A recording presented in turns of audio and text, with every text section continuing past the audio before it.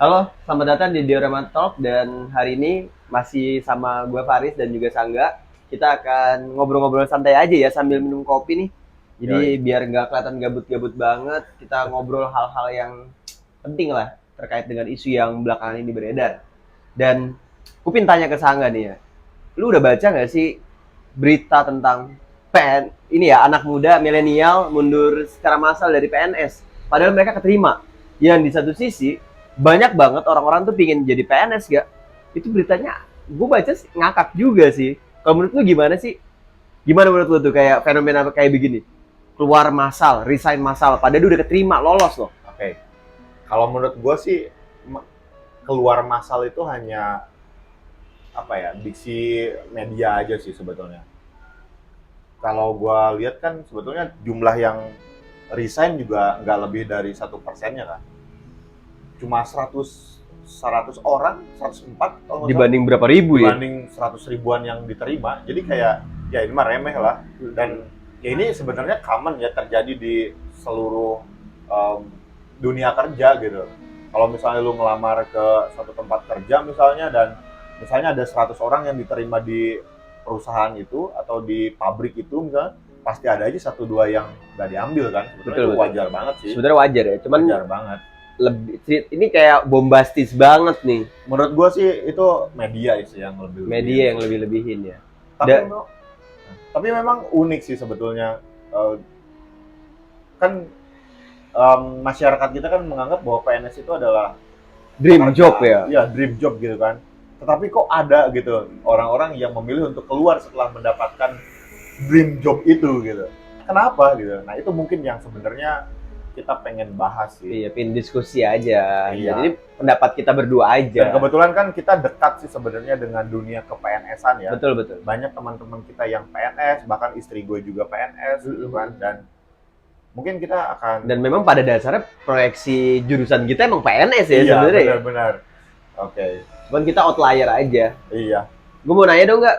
Kenapa? Kalau kita lihat kan di media tadi kita udah bahas tuh kayak ada yang resign dan Iya. menurut gue sih itu outlier.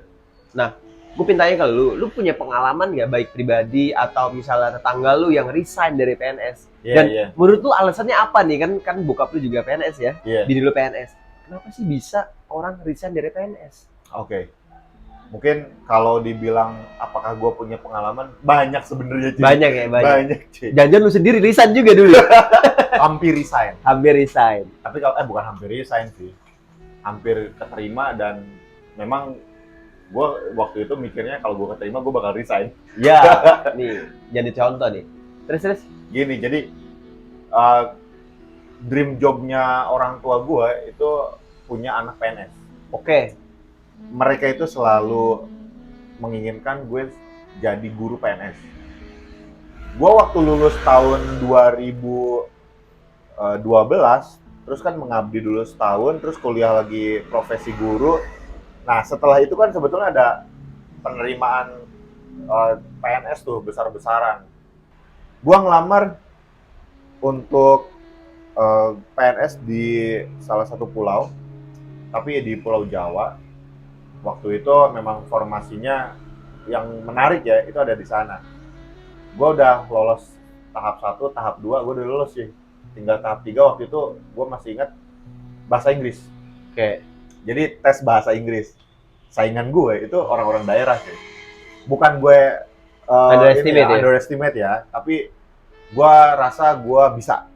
Pada saat itu jaringan untuk CBT, tes PNS itu mengalami gangguan. Oke. Yang harusnya gue tes pagi itu harus diundur sampai ke sore.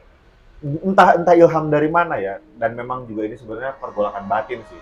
Pada siang hari, ya gue tuh memutuskan untuk nggak ikutan tes ketiga itu. Gue sampai ditelepon sama panitianya. Dia nelpon, Mas kemana? Ini kita sudah mau mulai. Terus gue bilang, Pak saya mundur dari tes PNS, saya tidak ingin melanjutkan tes PNS. Gue laporan ke orang tua gue dimarah-marahin coy. Padahal ya gak ada salahnya juga ya sebenarnya ya. Cuma memang yang jadi keraguan gue itu, yang pertama, gue yakin gak sih jadi PNS? Karena PNS itu kan sebetulnya pengabdian seumur hidup. Lu dari awal sampai usia 60 tahun, lu mengabdi terus ke negara. Kenapa gua bilang mengabdi? Karena kalau lu lihat gaji PNS itu kecil. Lu kalau misalnya ada yang bilang, wah lu nggak bersyukur tuh yang pada resign, lu harus lihat dulu Pas CPNS-nya ya? pasca PNS-nya. Lu tahu gaji S1, S1 itu kan berarti udah Golongan 3A berapa tuh? ya? 3A. Nah, golongan 3 itu gajinya 2,4 juta. 2,4 juta, bahkan 2,4 lebih kecil juta. dibanding UMR ya. UMR Jakarta ya. Sekarang 2,4 juta. Dan kalau lu masih CPNS, gaji lu cuma 1,9 juta. Aduh. Wow. Pokok, ini pokok ya. Iya, pokok. Kalau di Jakarta mungkin lu ada tunjangan daerah, Oke. tunjangan kinerja kita sebutnya. Tapi kalau lu di daerah, apa? Bukan tunjangan, ya. TKD-nya nggak ada ya? Tanggungan, nggak ada. Ya pada saat itu gue mikirnya, tapi gue lebih ke beban itu sih, beban pengabdian sih yang gue agak-agak berat ya, karena gue orangnya dinamis, gue gampang bosenan. Selama di satu tempat itu misalnya nggak ada lagi yang bisa bikin gue improve, biasanya gue udah mulai ancang-ancang untuk cari kerjaan baru, biasanya gue gitu tuh.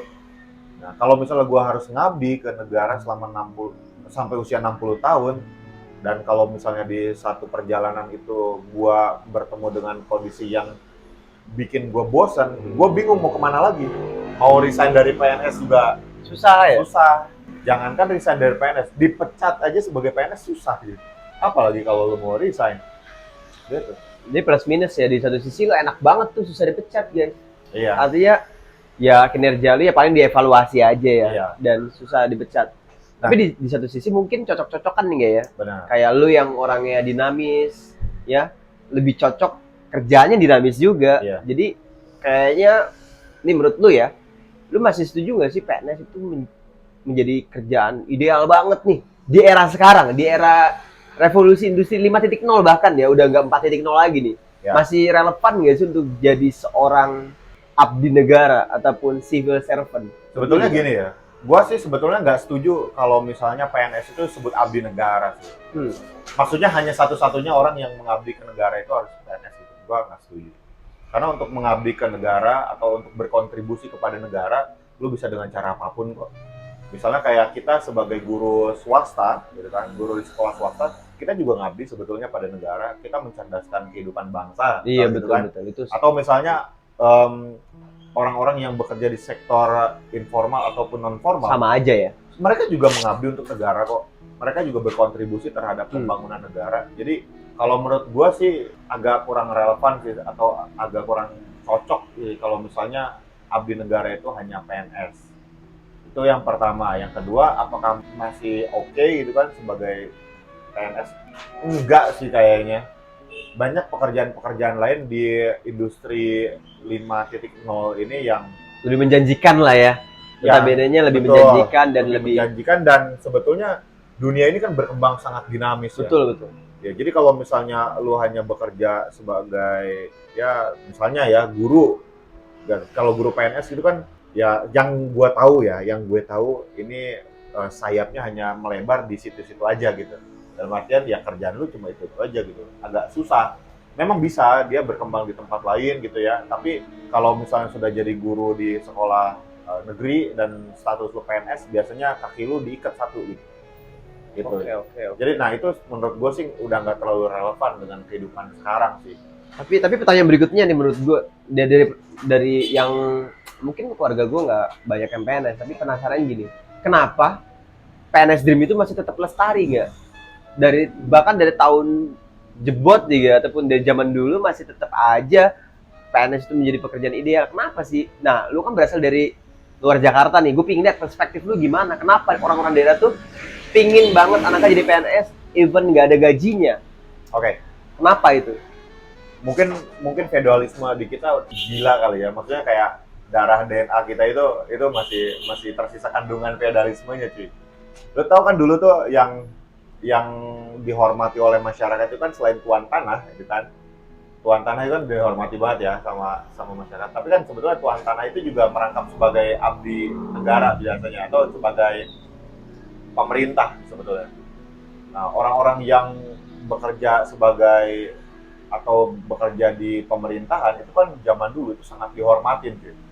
mungkin orang-orang zaman sekarang juga itu cara pandang itu masih ke situ sih. Ya gue juga nggak tahu sih ya apakah ini juga berkaitan dengan misalnya strata di agama tertentu misalnya yang mengatakan bahwa posisi pemerintahan itu lebih tinggi dibandingkan posisi misalnya prajurit gitu kan. Iya, Atau iya, misalnya stratanya ya. iya Benar, gitu benar, kan. benar. Lo tahu kan gitulah ya.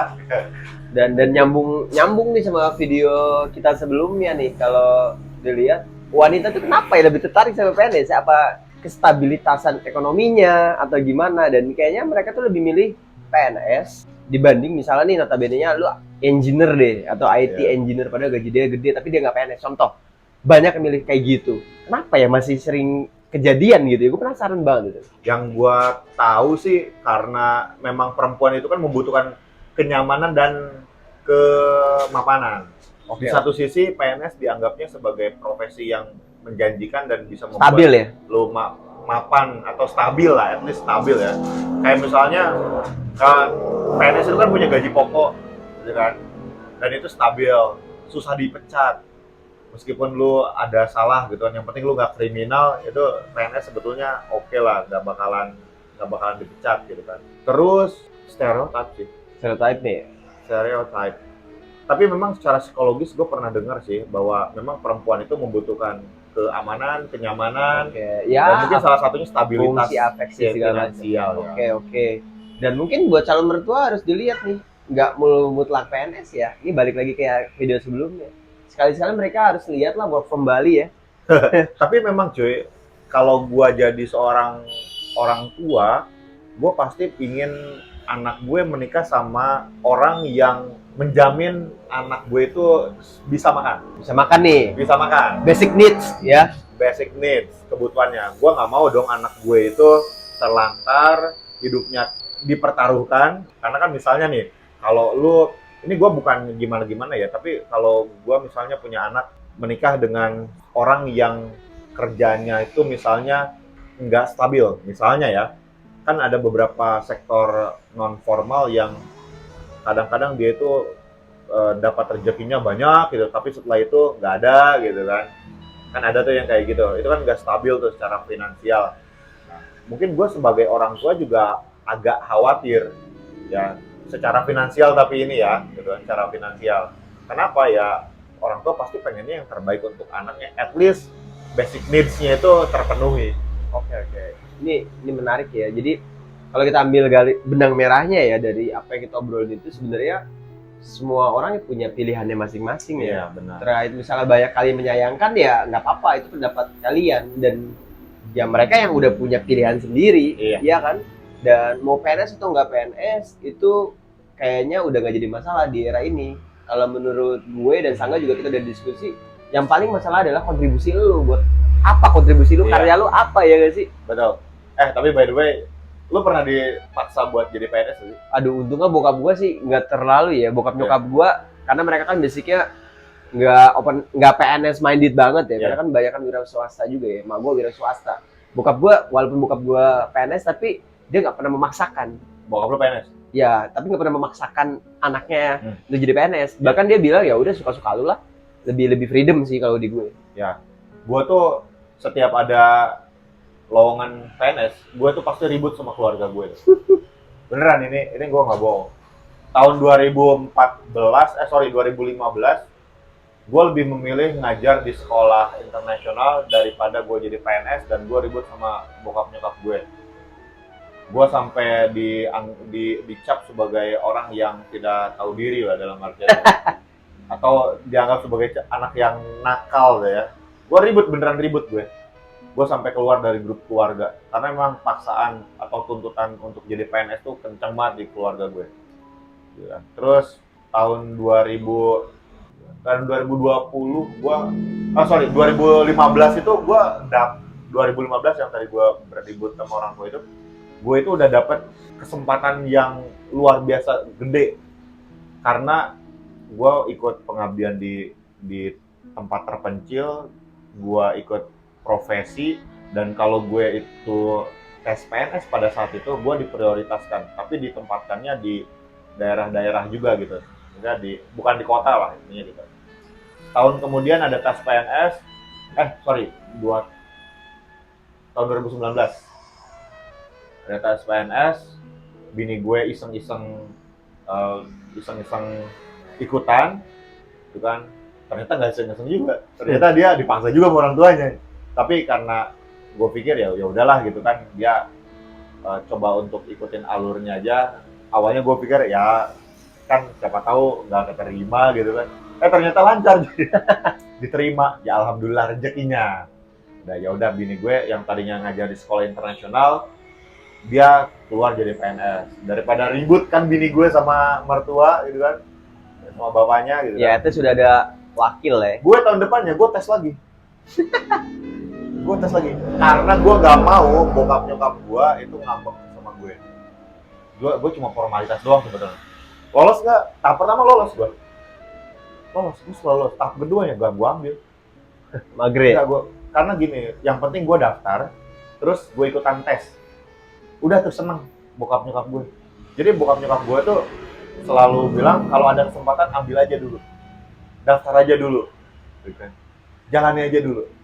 Ya udah, gue daftar, gue tes, lolos di tahap pertama, tinggal tahap kedua. Sebenarnya gue punya kartu sakti cuy, apa itu? Sertifikat profesi. Iya. Yang nilainya langsung dapat 100 cuy kalau lu dapat itu. Maksudnya gue bisa lolos. Gue nggak ambil cuy. Ya tapi hidup ini pilihan ya. Gue bukan yang nggak bersyukur, tapi ya itu. Gue orangnya dinamis, gue selalu ingin mencoba hal-hal baru dan gue nggak bisa diikat kaki gue. Itu sih. Menarik ngomongan kita tentang ke-PNS-an ya. Mungkin ada sesi khususnya ya, Iya. khusus. Tapi lu tahu nggak sih kenapa kenapa alasannya si 104 orang ini keluar dari PNS? Nah itu gue belum tahu, karena dia terkejut lihat gajinya. Iya bener banget. Nah kenapa dia nggak riset? Nah itu masalahnya. Dia kenapa nggak riset? Mungkin dia kerja di satu perusahaan, terus mungkin dipaksa lagi kali ya sama orang tuanya kali ya untuk ikutan PNS kali. Udah kamu ikut PNS, oh ya udahlah ikut-ikut aja. Ternyata dapat. Terus pas ngeliat gajinya, ini cuma 1,9 juta. Ada langsung oh no gitu ya. Ditambah lagi lu tahu nggak sih, yang pada mengundurkan diri itu kan sebetulnya generasi COVID tuh. PNS angkatan COVID tuh tahun 2020 kan mereka di tes itu, dan lu tahu nggak sampai sekarang mereka itu yang lulus itu banyak yang belum dilantik sebagai PNS. Aduh. Jadi mereka itu statusnya sampai sekarang itu CPNS. Lu bayangin kalau lu tinggal di perkotaan, lu masih CPNS, lu nggak bakal bisa hidup cuy. Apalagi kalau lu punya anak 2, anak 3 misalnya. Kalau lu masih single, oke lah, lu masih bisa makan sama orang tua dan lu bisa bilang ke orang tua kalau gaji lu masih sedikit. Tapi kalau misalnya lu udah berkeluarga dan lu punya anak, lu gaji 1,9 juta itu kecil banget sih. Parah sih. Dan bahkan gue baca tuh yang mengundurkan diri sebagai CPNS, karena mereka masih CPNS ya, itu kebanyakan itu di departemen atau di kementerian, bukan ya? guru. Iya. Nah kalau misalnya lu di kementerian, itu tunjangan lu makin kecil cuy. Oh ya? Kecil. Lu lebih baik atau lebih enak itu lu kerja di BUMN malah ya? ya BUMN kan bukan CPNS, bukan PNS ya. Di pemerintah daerah. Nah kalau di pemerintah daerah itu ada tunjangan kinerja. Berapapun nominalnya itu disesuaikan sama APBD. Okay. Tapi kalau di kementerian itu aduh kecil cuy. Kecil. Gua nggak bohong, itu kecil banget. Parah ya. Dan di kementerian kan berarti lu ya mungkin kerjanya di kota besar cuy. Itu yang repot. Iya, repot juga ya, 1,9. Iya. Kayak lebih mahal ini ya, apa namanya, HP Android terbaru ya kayaknya. Oke, mungkin itu aja diskusi kita ya. Dan ini lagi-lagi balik lagi perspektif gue sama Sangga aja. Jadi disclaimer dulu ya, artinya semua perspektif kita sampaikan dan gak ada maksud untuk menyinggung siapapun ya. Dan ini cuma berbagi pengalaman aja. Gua nggak sombong, Betul. gua cuma berbagi pengalaman aja, dan mohon maaf kalau misalnya ada yang tersinggung Ya. atau misalnya tidak mengenakan di hati atas semua percakapan kita, dan kita nggak ada niatan untuk melakukan hal negatif. Betul. Dan cuma sharing perspektif aja. Oke. Untuk diorama talk kali ini Gua rasa kita sudah udahin dulu nih ya, dan kita akan ketemu di episode berikutnya. Jangan lupa untuk like and subscribe. Bye bye, thank you.